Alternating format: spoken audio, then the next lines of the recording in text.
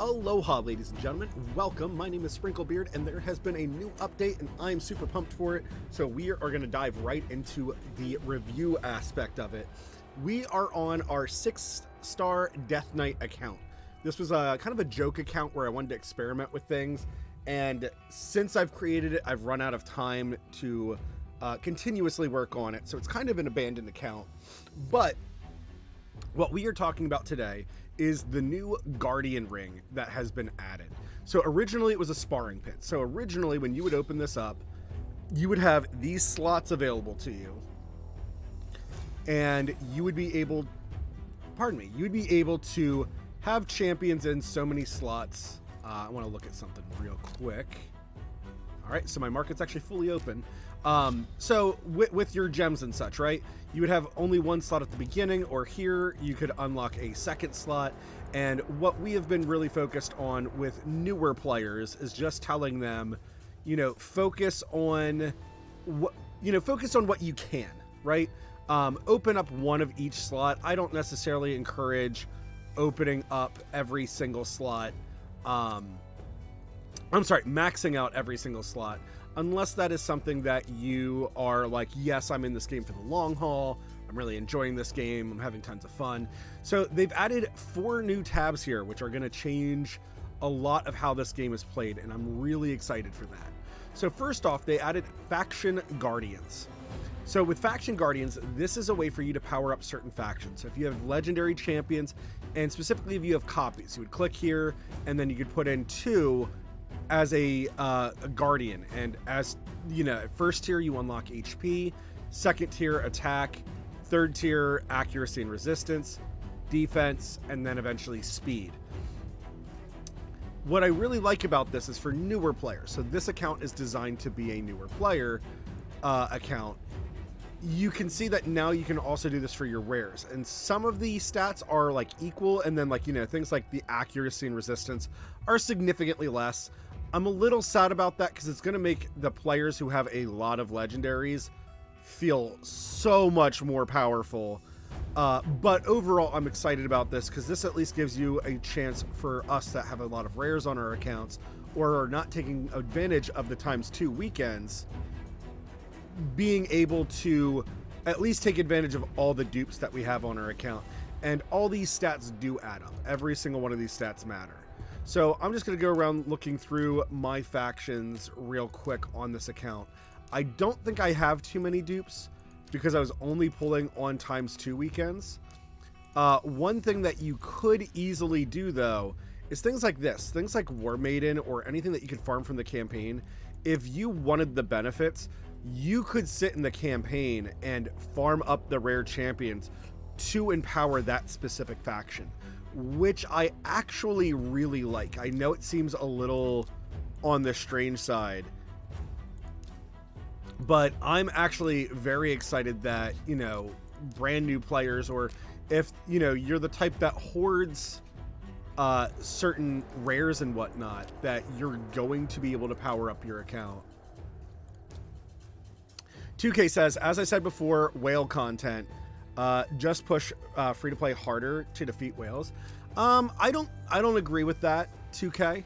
I think this change can be utilized. So here's the thing. I think that yes, the whales, their legendaries are going to be a lot stronger. So for anybody watching this video, if you're not sure what a whale is a big spender in this game. So somebody who buys tons of shards, buys tons of resources, and those players will kind of always be at an advantage over free to play, just because they will typically get to their things sooner than the rest of us. So like right now there's a void pulling event where if you pull void shards, you have an increased chance of getting Krisk, who's a really amazing champion. But by increased chance, I mean that you have a 0.5% chance of getting a void legendary from a void shard. And then if you happen to get a legendary, you then have 10 times the chances of it being Krisk. Krisk is absolutely amazing. He's a really good champion. I don't encourage players to pull during ×10s. That's kind of more endgame content in my opinion. Hi, kitty cat. Anyways, back to the Guardian ring. What I really like about this, though, is for newer players or players who have maybe not opened up their shards on the best of times, and they do have a lot of duplicate rares, or the fact that, yes, you can go back to the campaign and farm up spirit hosts. This would be a way for you to power up all your dark elves. Or if you have like 2 Kales, this would be a way for you to take some advantages on your account. And again, what I like is all of these are predictable. Dwarf is the only one where you do not have access to them in the campaign. And Shadowkin. And Shadowkin just recently is going to open up its faction war sooner or later. But anyways, that is the faction guardians. What's even better is that, so I put in like some of my like war maidens in there, right? This does not stop me from using war maiden. So if I go here to my arena and I want to take on this ninja, my war maiden is still accessible. It's not like the sparring pit that when your champion is in there, so like these 2 shield guards, I can't use them in other content because they're being trained. This again is something that I really, really like about this new Guardian Ring system. Is it's extra stats, and the bigger thing as well is that these stat increases, 10% HP is a very meaningful stat boost when you first start playing. So for players that like to grind or don't mind grinding a certain thing, or if you're grinding for a specific gear set and you keep getting the rares of that faction or that level, this gives you a chance to power them up. And I just like it. I think this is a really big benefit. Empowering champions. Here you can take one main champion, and then as you get extra copies of them. So in this case, Ninja was a limited edition type thing. So here we can see, I think this is Nobel. If you have Nobel, you can use Nobel to power up. I unfortunately don't have any duplicate legendaries on any of my accounts, so this is not something that I personally get to show off.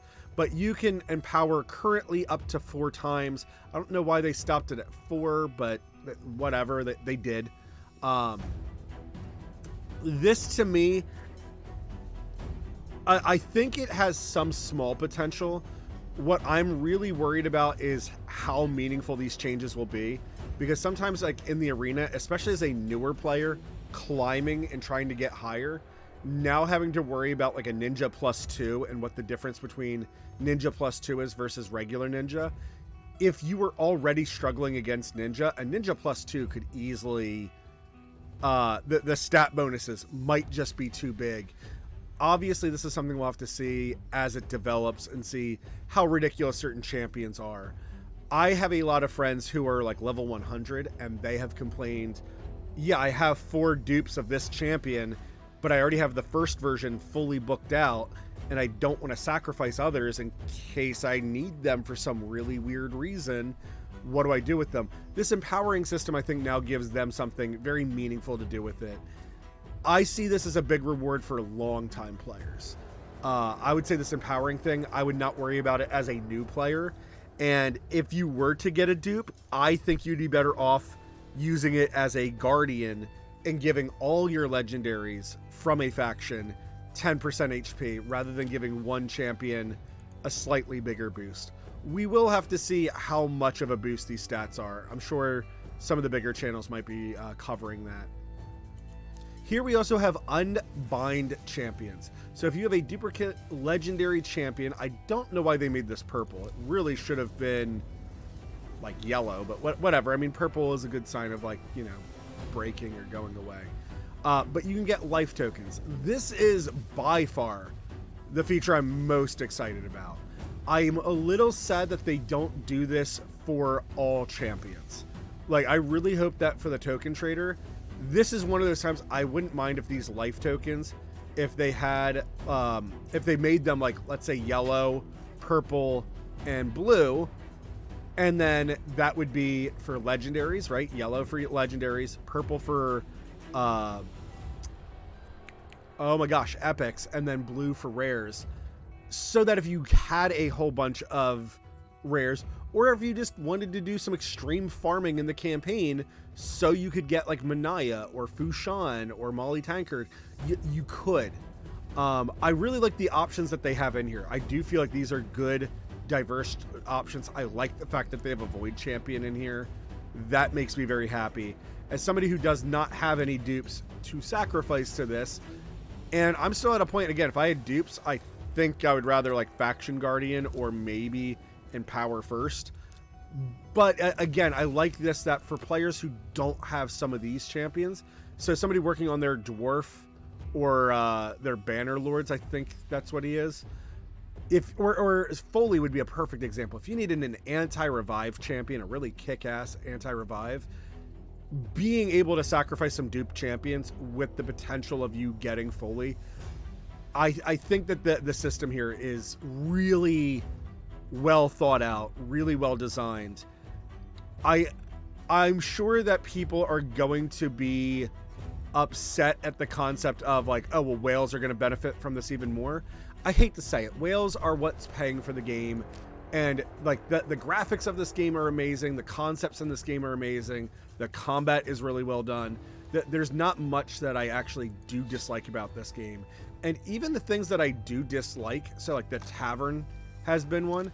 They are going to be doing an update to the tavern soon where you can rearrange things by ascending and descending, which is long overdue, but you know, they weren't possibly planning for like billions of players. I don't know how many people are actually playing, millions of players playing their game. But then you're also going to be able to sort things by rarity, and this also goes for your artifacts. I don't know when the release date for it is, but there's going to be another subcategory here. So if you want to look at only 6-star gear, you can look at 6-star gear. If you only want to look at blues and purples, you can look at just blues and purples. It's going to change this game a lot for the better, and I'm really excited. Let me know in the comment section down below what you guys think. Do you like this Guardian Ring? Do you find this to be something, like, is this something that excites you, or is it something more that bothers you? I, again, personally am very excited. And again, there's rare champions in all of these factions, except Dwarf and Shadowkin, that you can farm up in the campaign. So if you have a good undead rare that you enjoy, so for me, for instance, I have a Stitched Beast on this account, whom I actually really, really like. So I might go find undead rares that I can go farm in the campaign to try to power up my Stitched Beast, because I use him a lot. On this account, I am trying to get Shield Guard or Ninja at the moment to 6-star next to be a campaign farmer. This, again, is kind of a backup account, so I kind of don't play it consistently. I kind of come and go as I please on it. But that's all I have for you guys. Thank you very much for watching. It's always greatly appreciated. If you like the way that I review content like this, or if you're interested in other reviews and basics, please visit us over at twitch.tv/SprinkleBeard. Otherwise, like, subscribe, hit the notification bell for the YouTube algorithm. If you leave a comment, that helps my videos get found. And again, I'm much more new player focused and free to play focused. So if you feel like you want help with that, or if you have questions, or if you want me to look at your champion pool, come hang out with us on Twitch. I'm always streaming nearly every day, and I can try to help you out. But until that next time, da-da.